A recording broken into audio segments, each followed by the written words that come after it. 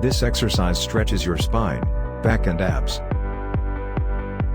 Start with your knees under your butt and your hands under your shoulders. Take a breath and make your belly fall down, shoulders roll back and head come up towards the ceiling. As you exhale, curve your back upward and let your head come down.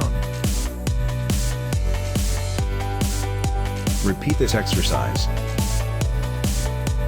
Make sure your hands are directly under your shoulders and your knees are directly under your hips. Do it slowly with each step.